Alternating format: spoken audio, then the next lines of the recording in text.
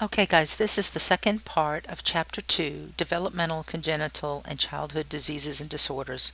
We'll be covering musculoskeletal conditions, genitourinary conditions, diseases of the digestive system, metabolic disorders, and endocrine syndromes. All right, so let's get on with the musculoskeletal conditions. The first one is clubfoot. This is Talipes equinovarus, or equinovarus, I should say. This is obvious non-traumatic deformity of the foot of the newborn in which the anterior half of the foot is adducted and inverted. Okay. Developmental dysplasia of the hip. This is abnormal development of the hip joint that ranges from an unstable joint to dislocation of the femoral head from the acetabulum. Okay. And then showing you where the acetabulum is. Okay. There are three forms. First one is unstable hip dysplasia. The hip can be dislocated manually. Incomplete dislocation, the femoral head is on the edge of the acetabulum, or a complete dislocation where the femoral head is outside the acetabulum. So this is a hip joint abnormality. Now, there's something called an Ortolani sign.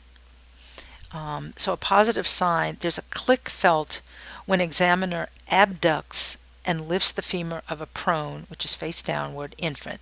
The click indicates a partial or incomplete displacement of the hip. Cleft lip and palate. This is a congenital birth defect, or both of them are defects. The cleft lip is also called, or also known as a hair lip, and you have one or more clefts in the upper lip.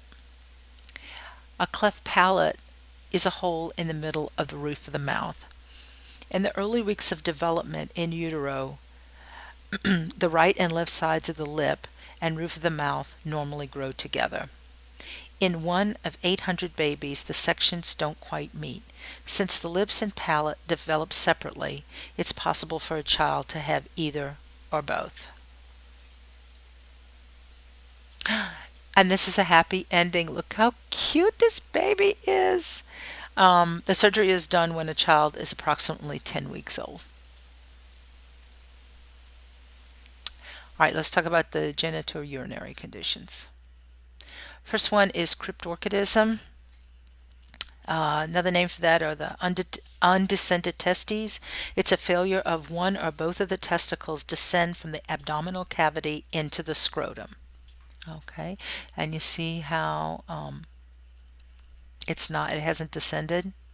Okay, so it should have gone there, and then this one landed here. Okay. Wilms tumor. This is also known as a nephroblastoma. It's a rare type of kidney cancer that affects children usually less than 10 years old. It usually only affects one kidney, and more than 90% of children survive 4 years after diagnosis. So that was a good statistic. Phimosis. This is the tightening or narrowing, which is stenosis, of the foreskin of the penis. Okay, occurs in uncircumcised babies and young boys. And the digestive system. The first one is congenital pyloric stenosis. This is a gastric obstruction associated with narrowing of the pyloric sphincter at the exit of the stomach. Okay, so there's your little pyloric sphincter is going to be down here. The infant experiences projectile vomiting after eating. The stomach connects the esophagus to the small intestine.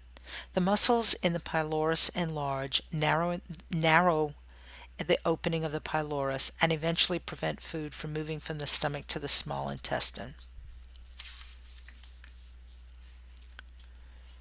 Okay, now let's talk about Hirschsprung's disease.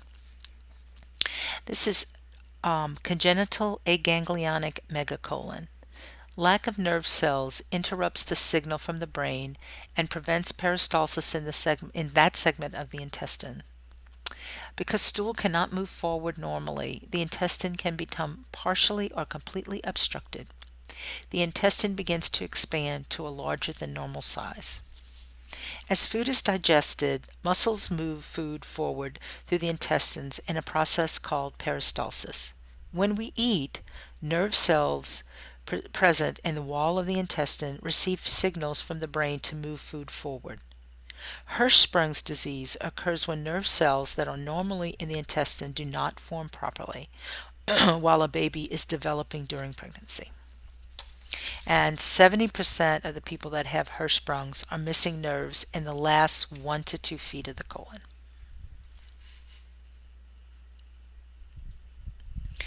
Okay, we're going to go on to metabolic disorders. The first one is cystic fibrosis. There's a defective gene, the CFTR. It doesn't produce the protein responsible for the regulation of the transport of sodium and chloride across the cell membrane. It's an autosomal recessive disorder which causes thick mucus and may affect the digestive and respiratory tracts. Okay. In the lungs, thick bronchial secretions block the small airways, which become inflamed. As the disease progresses, the bronchial walls thicken, the airways fill with infected secretions, area of lungs contract, and lymph nodes enlarge. In the liver, thick secretions block the bile ducts. Obstructions may also occur in the gallbladder, pancreas, small intestine, and reproductive organs. So the sodium and chloride transports are disrupted, and dehydration and increased stickiness of secretions occur. Okay, so what's happening in the healthy lung cell? So this CFTR, cystic fibrosis transporter. What's the R stand for? Transporter. I don't know. This is ridiculous. My brain's just not working, guys. Sorry about that. But it allows the chloride cells, okay, to move. Okay, and then with this, when there's an aberration with this gene, it closes and it can't get out. So the mucus gets thicker. So it doesn't have the sodium and chloride, doesn't have the water. That makes it less sticky. Okay.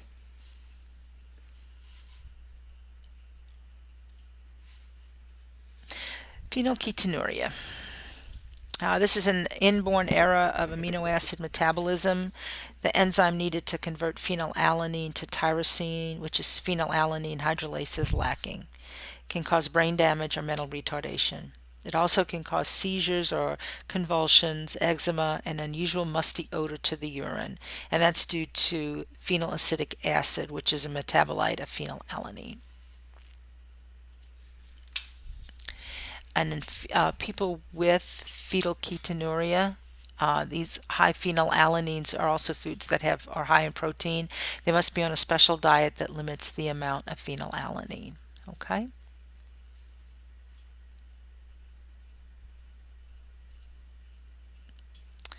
All right, and the last group we're going to talk about are the endocrine syndromes. Okay. Non-disjunction. Both of these are all about non-disjunction. This is when the sex chromosomes fail to separate during the formation of an egg or a sperm. Okay, so basically you're either going to get 3 chromosomes or 1 chromosome when you should have 2. Okay, they're not dividing the way that they want. Okay. That's basically what you need to know about that. Okay, so these are normal karyotypes. Remember, there are 22 pairs of autosomes and 1 pair of sex chromosomes. Okay, and that's the euploid number of chromosomes, or the normal number. When you're looking at the chromosomes in a cell, they're usually in metaphase, so they're lining up at the equatorial plane. And this is a male, this one on the left, and this is a female.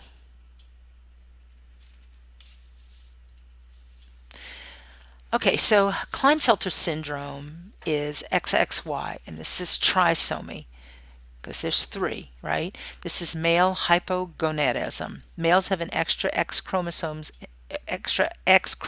in all of their cells. It can cause infertility and decreased testosterone.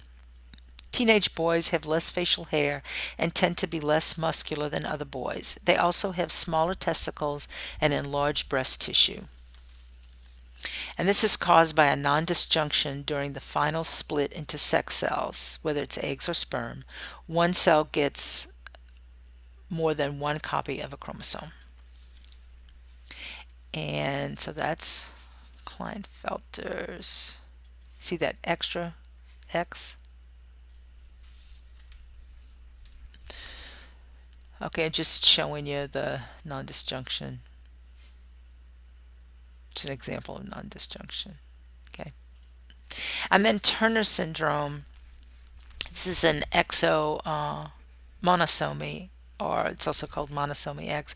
And remember, the female should have two X's, right? And so they only have one. Missing or incomplete X chromosome causes infertility, female gonadal dysgenesis. Monosomy is usually lethal except in Turner syndrome. So and this affects a girl's development. So she has, instead of 46 chromosomes, they have 45 chromosomes. This is not inherited, but a random error that occurs during the formation of either the eggs or the sperm. Girls are short and they have dysfunctional ovaries. All right, and let's stop there.